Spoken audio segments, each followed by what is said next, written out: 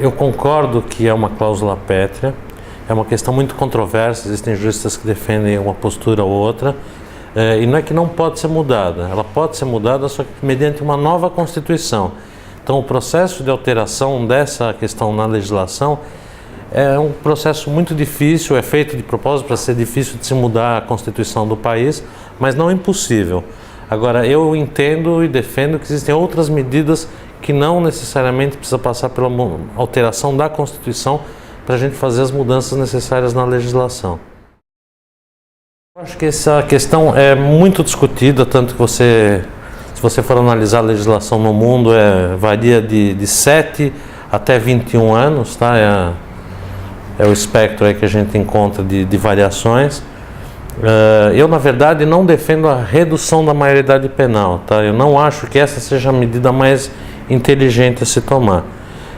Pelo seguinte, a ideia que eu defendo já há muitos anos é não a redução da maioridade penal, e vou explicar por quê. Primeiro, por essa questão legal de ser cláusula pétrea. Então, ainda que pode ser que não seja cláusula pétrea, eu acho que assim vai se perder muitos anos nesse debate se é ou não é cláusula pétrea e não vai se mudar nada.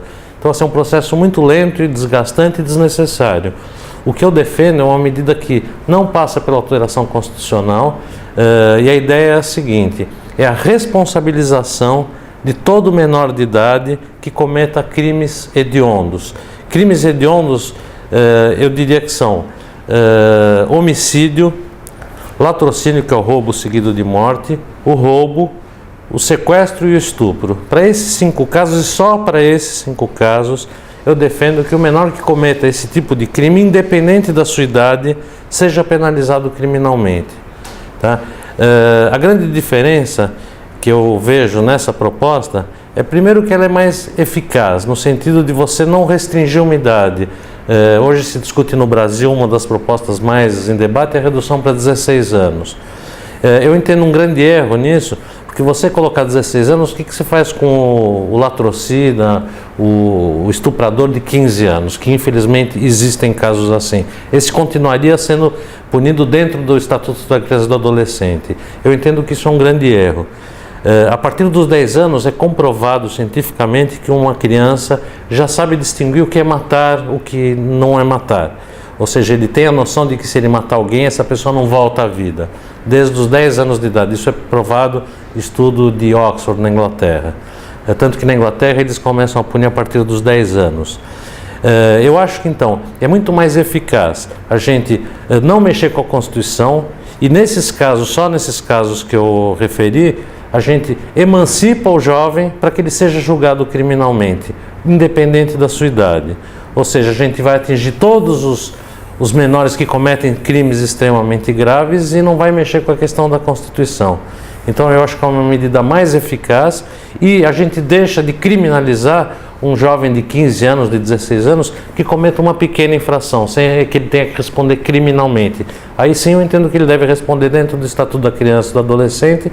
É a grande maioria dos jovens hoje na Fundação Casa são crimes pequenos ou pequeno traficantezinho, são coisas que podem ser resolvidas de uma forma mais amena, sem responsabilizar ele criminalmente.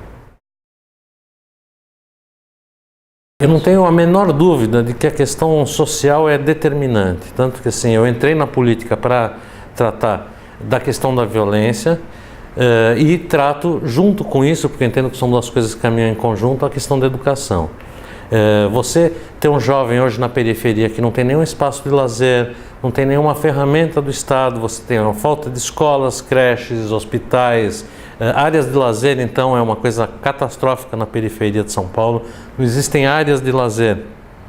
Então esse jovem sai da escola e passa o dia na rua, e passar o dia na rua significa tendo contato com o que não deve, e por exemplo o tráfico de drogas, que na periferia corre solto, é à vontade, e esse jovem acaba entrando para o tráfico por uma questão de poder dentro daquela sociedade, por falta da presença do Estado, por falta de outras opções, seja de lazer, seja de trabalho. Então é determinante que a gente tenha não só a polícia, como políticas sociais, lazer, educação, saúde. Sem isso o jovem acaba inevitavelmente no crime.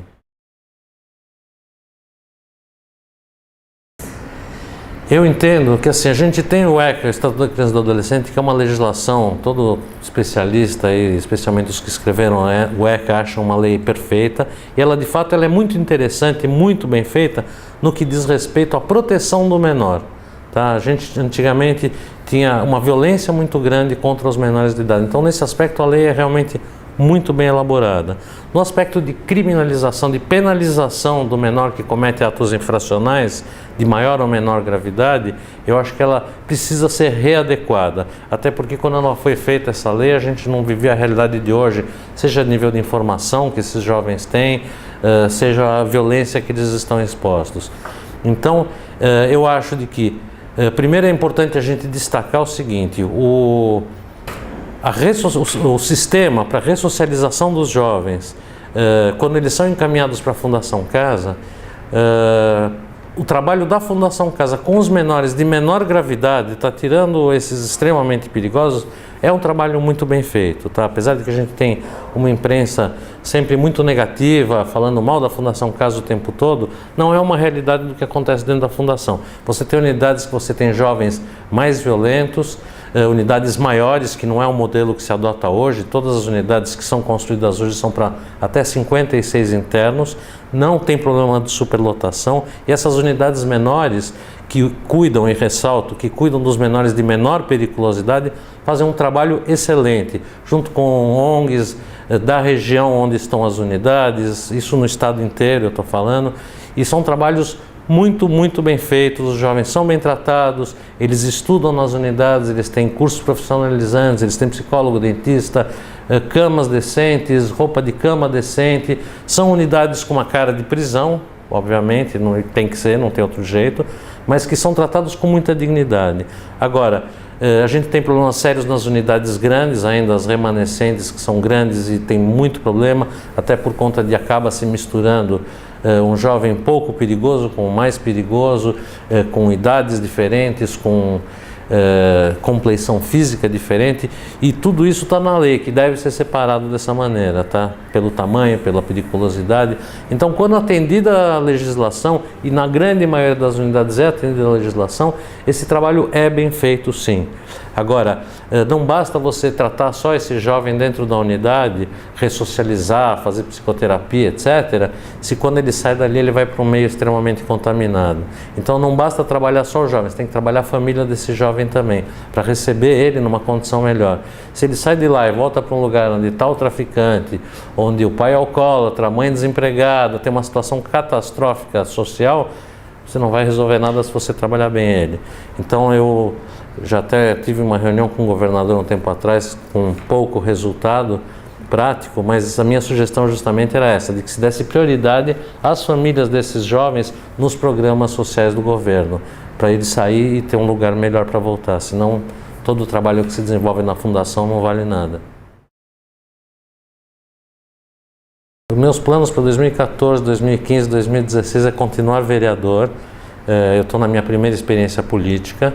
Eu não tive nenhum cargo nunca. Foi a primeira vez que eu fui candidato, foi na eleição passada a deputado federal, porque eu vejo uma série de mudanças necessárias na legislação penal, lei de execuções penais, Estatuto da Criança e do Adolescente, são temas federais, que é em Brasília que se trata. Então primeira tentativa eu fui para deputado federal, tive uma votação ótima, mas não suficiente para ser eleito, e aí dei um passo para trás para ser vereador e estou trabalhando nessas questões no âmbito do município. Está sendo uma escola muito importante para mim e eu quero terminar esse mandato inteiro, mostrar um trabalho, ser alguém além de pai da Liana, entendeu? De ter uma história política consistente, de ter feito trabalhos importantes. E na próxima eleição para deputado federal, eu pretendo me candidatar a deputado federal novamente para poder chegar e trabalhar essas mudanças que eu entendo extremamente importantes. Bom, eu acho que o caso da Liana foi um caso muito emblemático, primeiro por conta da extrema violência e o impensável aconteceu ali. Acho também que teve uma repercussão muito grande por ser uma menina de classe média alta, e tudo isso deu muito mais imprensa, porque infelizmente desgraças muito semelhantes acontecem todos os dias e não dão tanta imprensa. Eu acho que assim, teve muitos aspectos muito positivos, se a gente pode chamar de positivos, desde a tragédia que aconteceu com a Liana. O primeiro, e esse resultado eu acho bastante palpável, eu percebo quando eu ando na rua, eu acho que assim, os pais se ligaram um pouco mais de que, puxa, minha filha vai viajar, meu filho vai viajar, para onde vai, com quem vai, não vai para cá, não vai para lá. Eu acho que assim, bate sempre no fundo na cabeça dos pais, olha, pode acontecer uma desgraça muito grande. Então, eu acho que no aspecto familiar foi muito importante, eu acho que não sei se vocês vivenciaram isso, eu acho que sim, de os pais estarem mais atentos, muito atentos, apesar de que eu era super atento, não adiantou nada, mas eu acho que precisa estar muito atento sempre. A gente, quando é jovem, sempre acha que nada pode acontecer com a gente e acontece. Essa discussão da questão da maioridade penal, seja qual caminho se tomar, se a minha proposta, que eu entendo que é a melhor proposta, sim, sem modéstia nenhuma, eu acho que é a melhor forma de se encaminhar, mas de qualquer maneira, acho que é muito positivo, assim, quando, por exemplo, foi a segunda eleição do Lula, foi a primeira vez que eu vi num debate presidencial se falar de maioridade penal. Então, acho que assim, é um tema que começou a entrar no debate. Então, acho que assim, muitas coisas importantes aconteceram, mas muito pouco caminho de concreto. Eu acho que falta bastante, mas eu vejo como um passo à frente. Eu acho que essa solução foi uma solução perfeita para o caso, mas porque a nossa legislação, o ECA, o Estatuto da Criança e do Adolescente, é absolutamente omisso. Por exemplo, esse é um dos grandes problemas do ECA. O ECA não fala o que se faz com um menor psicopata. Não existe nenhuma previsão legal. Então, pelo Estatuto da Criança e do Adolescente, seja ele psicopata ou seja só um cara ruim, ele vai passar no máximo 3 anos internado e vai ser colocado em liberdade. Então, uma das mudanças simples que precisam ser introduzidas no ECA. O que a gente faz com o menor psicopata? No caso do Champinha, não é ilegal, mas houve todo um acomodamento jurídico para dar uma legalidade para o que foi feito, que é interditar ele civilmente. Ele passou os 3 anos que ele devia ficar na Fundação Casa, e depois disso ou era colocar ele em liberdade, o que era um risco gigantesco para a sociedade, ou se interditar ele civilmente, que foi uma decisão muito inteligente e muito apropriada, e ele está interditado civilmente, ou seja, ele não pode tomar conta dele mesmo, o Estado fala, bom, então eu vou cuidar de você.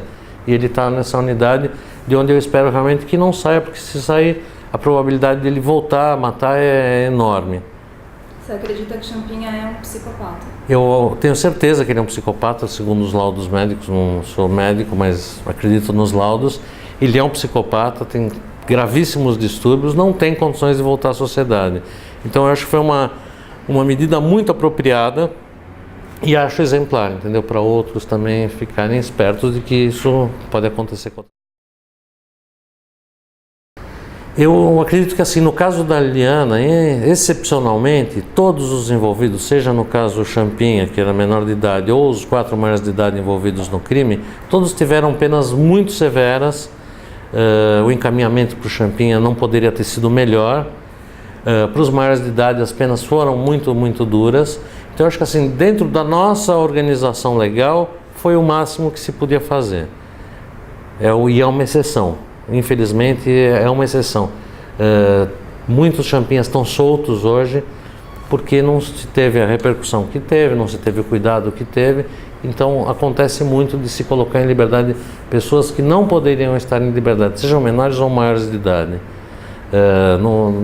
Nos presídios, quando você tem essas rebeliões nos presídios, você vê o cara lá cortar a cabeça do cara e ficar mostrando, é um psicopata, obviamente. Os líderes das rebeliões nos presídios são psicopatas, são pessoas que não têm o menor receio de cortar uma cabeça de alguém mostrando na televisão. Então essas pessoas têm que ter um tratamento diferenciado. Você não pode colocar um psicopata convivendo com um ladrão, entendeu? Porque é absurdo. Então essas pessoas têm que ser colocadas separadas, não podem conviver com os demais.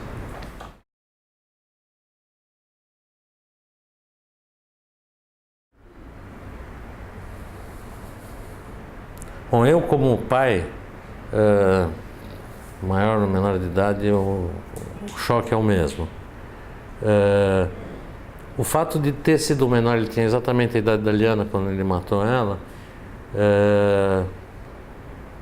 Eu, na verdade, no começo, eu não tive a preocupação do que ia ser dali 3 anos. A gente começou a pensar do que fazer, como encaminhar, mais para frente, quando chegou perto da hora dele ser colocado em liberdade. No primeiro momento, eu só queria que todo mundo fosse preso e condenado, assim, uma visão meio obscura da realidade até. E acho que assim, com o tempo foi passando e a gente foi pensando caminhos, eu pressionando através da imprensa, conversando com o Ministério Público, etc., até que se tomou esse caminho que foi a melhor opção. Agora, eu acho extremamente preocupante quando em outros casos que você tem, e é uma exceção ficar 3 anos na Fundação Casa, até precisa ser um caso super extremo e com imprensa em cima para se manter eles por 3 anos. A previsão de até 3 anos, porque quando ele comete qualquer tipo de crime, seja menor ou maior gravidade, ele entra na Fundação Casa, ele não sabe se ele vai ficar 1 mês ou 3 anos. Ele é analisado periodicamente por psiquiatras e que vão dizer, tá bonzinho para sair. Então, muitas vezes, até por uma questão de não ter superlotação, se coloca gente que não devia estar na rua, se coloca em liberdade. E muitas vezes também você tem situações na Fundação Casa de menores que estão internos e que poderiam ter um acompanhamento sem ficar presos.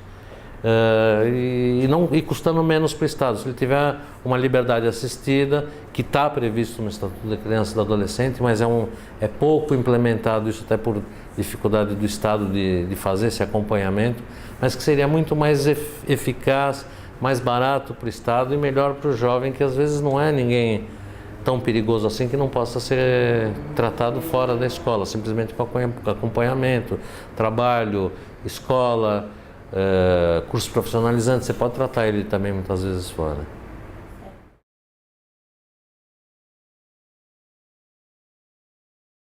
Cara desse, uma prestação de serviço, o cara pichou, vai lá pintar muro. É muito mais educativo do que você colocar o cara dentro do presídio. Primeiro custa caríssimo. Depois, ainda mais no nosso sistema, ele vai sair pior do que entrou. É muito mais eficiente você fazer prestação de serviço. O cara atropelou alguém, vai trabalhar de voluntário no hospital, na emergência do hospital, que chega motoqueiro destruído todo dia. É muito mais educativo. Então, assim, existe uma série de medidas que podem ser implementadas, a legislação já prevê isso, quer dizer, não é inventar coisa nenhuma, é só aplicar o que existe. Então, se a gente usar de forma inteligente as penas alternativas, você diminui de forma significativa também o problema de superlotação nas cadeias. Tem muito caso aí que não tem necessidade do cara ficar preso. O cara não é um criminoso, bandido que vai sair por aí matando. O cara, sei lá, roubou no supermercado, primeiramente a gente rouba por necessidade. Agora, se não roubou por necessidade, trabalho social. Não precisa prender as pessoas, não é todo mundo que precisa ser preso. A gente não pode usar o sistema americano de encarcerar a metade da população. Graças a Deus, a maioria da população não é de criminosos.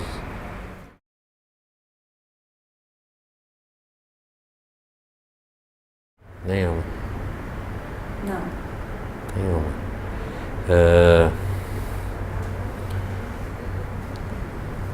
Acho que do lado do judiciário, tá, mas não foi uma assistência à família, na verdade foi uma assistência à sociedade. Se cuidou com seriedade do caso. Agora, a família em especial, assim, diretamente, qualquer atendimento, isso nunca houve.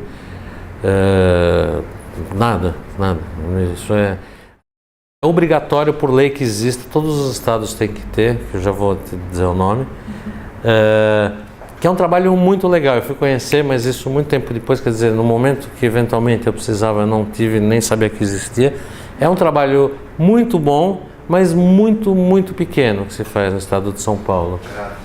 O CRAVE, é o Centro de Referência de Apoio às Vítimas. Tá? Esse trabalho é fantástico, agora tem em São Paulo, a questão de 1 ano se criou na Baixada Santista, acho que em Campinas também tem, mas existe muito pouco. Em São Bernardo, que eu fui na inauguração, inclusive, junto com a Universidade Metodista, também estão fazendo, mas é muito pequeno ainda e pouco divulgado, até porque a demanda é tão grande que se eles divulgarem, provavelmente eles não vão dar conta. Mas é um trabalho bom, mas muito, muito pequeno. E a questão eu entendo de que esses núcleos, não adianta você colocar ele no Fórum da Barra Funda como ele é hoje, se a maior parte das vítimas de violência não está aqui na região central, está na periferia. Para o cara da periferia sair para ir aqui para fora da Barra Funda, ele muitas vezes não tem nem dinheiro para condução.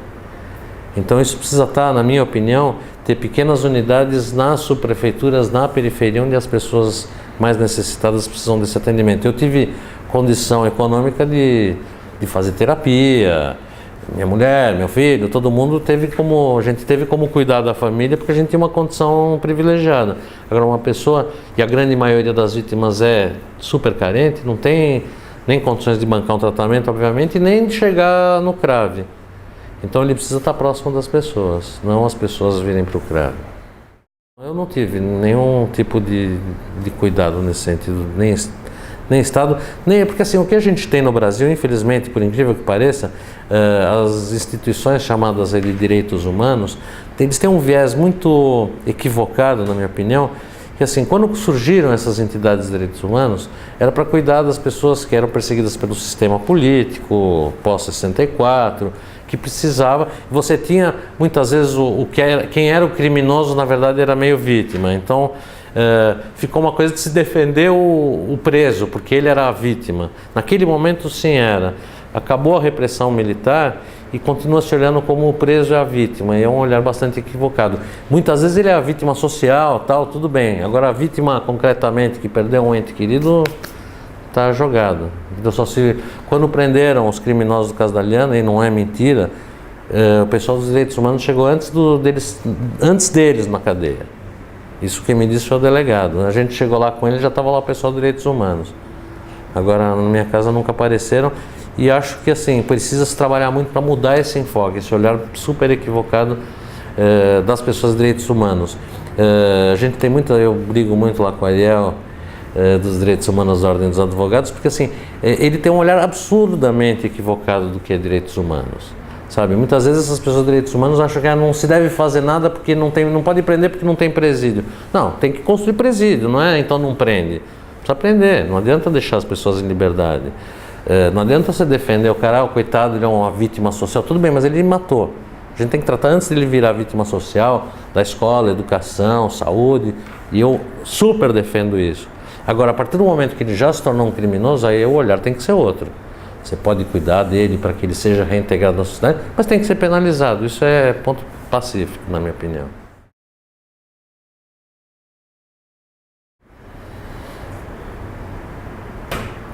É um caos.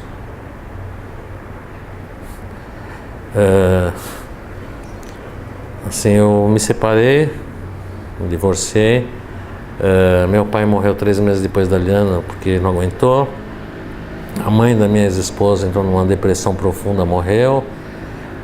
Meu filho foi embora do Brasil. Acabou, entendeu? Porque é isso que eu falo, assim, quando uma pessoa mata alguém numa família, como quando você joga uma pedra num lago, entendeu? Eles fazem aquelas ondas todas. Ele não mata uma pessoa só, na verdade. A desgraça é gigante. É assim, destruiu tudo.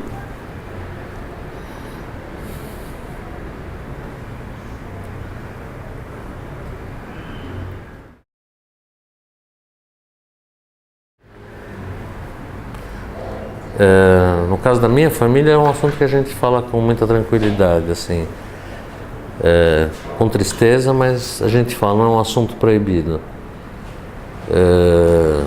O meu filho eu trato muito bem. Ele agora está aqui visitando, faz 1 ano e meio que eu não via meu filho, ele está aqui agora no Brasil, mas foi embora, mas alguém com que eu consigo tratar super tranquilo isso. É um assunto que eu acho que tem que ser falado, não pode ser apagado, não pode ser esquecido.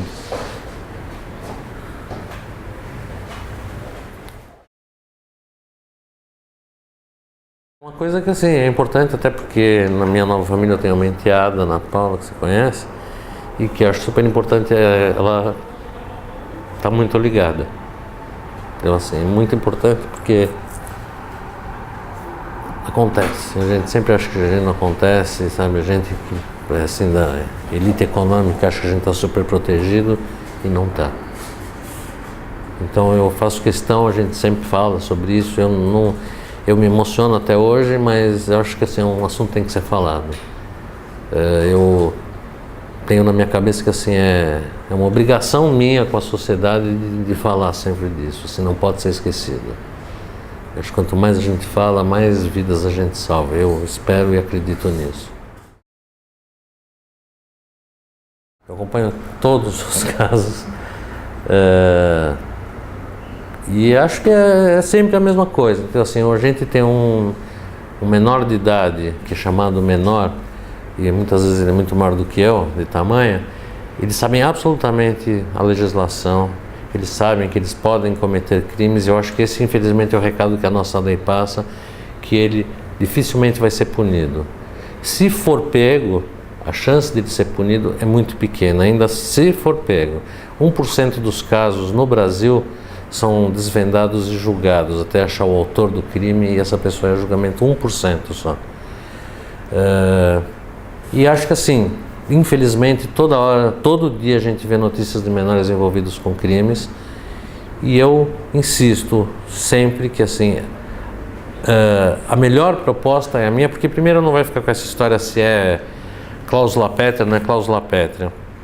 Você vai no âmago do problema, o menor é um homicida, tem que responder criminalmente. Aí vai as pessoas que são contra, né? Mas você vai colocar o menor de idade no presídio comum? Não, não vou. Que tenha uma unidade prisional da Fundação Casa, que ele fique lá até os 18 anos, e se tiver pena para cumprir ainda, que passe para o sistema carcerário de adultos. Mas é fundamental que a pessoa saiba da punição. Você tem os países chamados de primeiro mundo, Europa, Canadá, que você vai, todo mundo fica maravilhado porque todo mundo é super civilizado. Não é, as pessoas sabem porque lá tem lei. Você tropeça em polícia na rua no Canadá, por exemplo, que é um país que eu conheço bem. As pessoas sabem que se fizer uma coisa errada, imediatamente é punido. Aqui não, a chance de ser punido é tão pequena que as pessoas arriscam. E arriscam e infelizmente se dão bem a maioria das vezes. Então, é fundamental a certeza da punição. A gente não tem nem que fazer tantas mudanças na legislação. Se a gente cumprisse as nossas leis e não inventasse essas coisas, o cara é condenado a 30 anos de prisão. Aí, bom comportamento, trabalho, lê o livrinho, não sei o quê, em 5 ele está na rua. Então, assim, se faz uma coisa toda para as pessoas pensarem, poxa, o cara foi super punido 30 anos, não, ele não vai ficar 30 anos. Assim, seria muito mais honesto com a sociedade se o judiciário, isso por conta de um legislativo que inventa essas leis, mudar a lei e falar, o cara foi condenado, matou, foi condenado a 5 anos, só 5 não, mas 5 anos preso. Pelo menos sabe que o cara vai ficar 5 anos preso. É 30 anos, é 30 anos. O cara tomou 120, eu costumo falar que Deus dê vida longa para o cara cumprir os 120. Mas que as penas sejam cumpridas. Então, a partir do momento que a gente tem a certeza da punição, o respeito na sociedade é muito maior. Não adianta dizer que não é verdade. Tem gente que combate, não adianta aumentar as penas. Lógico, o cara hoje não corre no trânsito porque ele sabe que se ele tomar um radar, ele vai tomar multa, vai ter que pagar multa. Não é que as pessoas ficaram mais civilizadas, começaram a andar mais devagar. As pessoas sabem que sabem que vão ser punidas. E com tudo tem que ser assim. E a gente tem uma certeza de impunidade no Brasil. O cara mata alguém e em 3 anos está na rua. Isso é ridículo. Sabe, o cara, um jovem, comete um estupro, um homicídio e vai ficar 3 anos na Fundação Casa. E depois sai com a ficha limpa. Quer dizer, são coisas completamente impensáveis numa sociedade organizada. Isso não dá para aceitar. Olha, eu até já disse pessoalmente, assim, o que eu defendo é que, independente por exemplo, eles têm uma postura não igual a minha em relação à maioridade penal, eles têm um discurso mais redução da maioridade penal, que é um discurso mais simplista. É mais fácil a pessoa entender, reduz para 16 e as pessoas acham que os problemas vão se resolver por conta disso. Eu acho que não, vai agravar até. Porque o traficante que recruta de 17, vai começar a recrutar o de 15. Você vai deslocar, na verdade, o problema para uma idade menor. Mas, independente disso, o que eu digo sempre para todo mundo que é vítima é se mantenha discutindo. É importante que a sociedade pense no problema. Se vai ser adotado a redução da maioridade penal, a responsabilização do menor que comete crimes graves, seja qual caminho, é importante a sociedade discutir, pensar qual é o melhor caminho. E, tomado um caminho, não ter vergonha de repensar nisso. Eu acho que assim, é fundamental, a experiência mostra se deu certo ou não deu certo, vamos mudar, vamos acertar. O ECA é um exemplo típico disso. Foi uma lei maravilhosa, super festejada, agora é hora de fazer os ajustes. Não quer dizer que estou criticando quem fez, eu acho que quem fez é brilhante. Mas ninguém é Deus, todo mundo erra. A gente comete imperfeições. O importante é adequar a realidade, erros de formatação mesmo, o momento histórico, tudo isso precisa ser pensado e readaptado o tempo todo. Então o que eu acho fundamental é que todas as vítimas, especialmente as vítimas, porque mobilizar a sociedade é uma coisa muito difícil, a pessoa que não é vítima não vai sair no domingo para uma passeata, as pessoas não têm paciência para isso, infelizmente a sociedade só se mexe quando o problema é consigo próprio. Então infelizmente a gente tem um exército de vítimas, eu como vítima conheço muita gente, a gente acaba tendo muito contato, é uma coisa impressionante. Então que essas pessoas se mantenham sempre presentes, porque isso força o debate. E eu acho que isso é fundamental, é a sociedade pensar qual é o melhor caminho.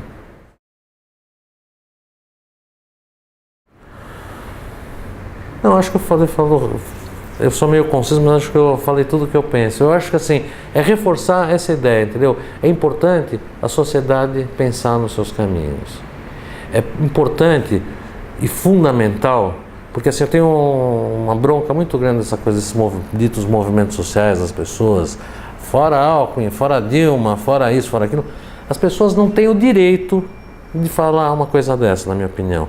O direito é chegar na hora do voto, você vai lá, você vota. A partir do momento que ganhou a Dilma, ganhou a Alckmin, eu estou falando esses exemplos para não ser partidário no discurso. Então, não importa quem seja, a partir do momento que a pessoa foi eleita, ela foi eleita por uma maioria. A gente vive num país democrático. A maioria elegeu Dilma, vai, que seja. Não adianta falar fora Dilma. Fora Dilma é na hora da urna. Depois é hora de você se recolher.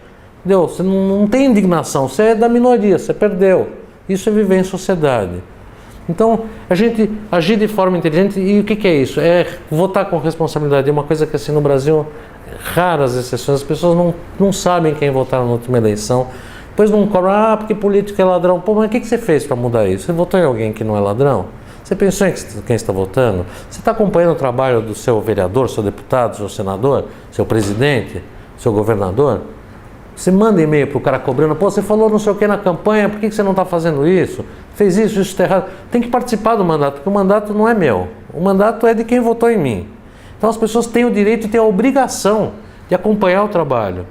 Porque eu votei no IPTU aí, que deu um escândalo todo, as pessoas contam. Tudo bem, você não gostou do meu voto no IPTU, bacana. Mas você gostou do resto, porque as pessoas não sabem o que você faz. Você trabalha, faz um monte de coisa legal, aí você faz uma coisa que as pessoas não gostam, tudo bem. E é uma questão política, eu votaria de novo, porque é uma necessidade, a periferia precisa de investimento, as pessoas que moram no centro não conhecem a periferia, não sabem o que é a vida na periferia, é um mundo cão, não tem nada. Então precisa de investimento. Agora, independente de gostar ou não gostar, concordar ou não concordar, participa, acompanha. Isso é fundamental, as pessoas participarem da vida política. Não é sair por aí quebrando, falar fora Alckmin. Isso é besteira. Entendeu? Você votou no cara, ou não votou no cara, você perdeu porque você era a minoria, paciência, agora você aguenta 4 anos. Daqui a 4 anos você vai lá e vota de novo. E tenta mudar, mas é através do voto que se muda as coisas, é através da participação.